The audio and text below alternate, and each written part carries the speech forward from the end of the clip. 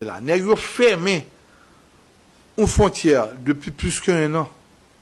Nèg yo pas bay visa pour entrer la caillou. Nous pas honte toujours.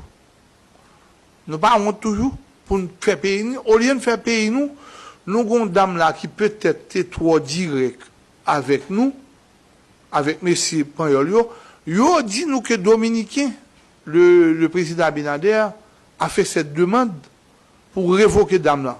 Que c'est vrai que c'est pas de vrai, a révoqué. Et puis, qu'on y a pour nous paraître avec tout audace pour camper pour dire que la République dominicaine a priorité. Ça veut dire qui ça? Je ne comprends pas, non? Ça veut dire qui ça? La République dominicaine a priorité pour qui ça? Dans quel sens? Son win-win pour lui, oui. Gagnant-gagnant pour lui. Je vais acheter le monde. C'est le deuxième monde qui a caché la caillou, qui faut faire plus cob. Gracias, así es. Desde las 5 de la madrugada muchos de estos ciudadanos están en fila en esta dependencia de la Dirección General de Migración sin que hasta el momento tengan una solución a sus trámites.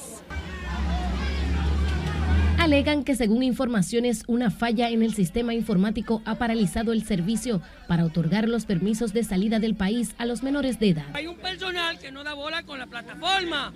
Oye, no da bola con la plataforma. Es lo que ellos dicen y que está en proceso y que se cae. Esto así no funciona.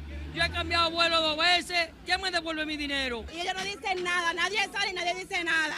Aquí hay gente desde las 5 de la mañana esperando su vuelo. Hay gente que han perdido vuelo 3 veces y ellos no hacen nada. No hacen nada.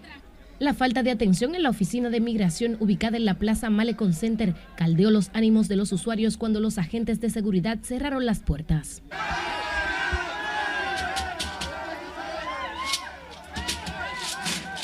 Más tarde, los militares y el personal pidió a los presentes entrar en calma. Sin embargo, evitaron informar a la prensa las razones de la lentitud en el servicio.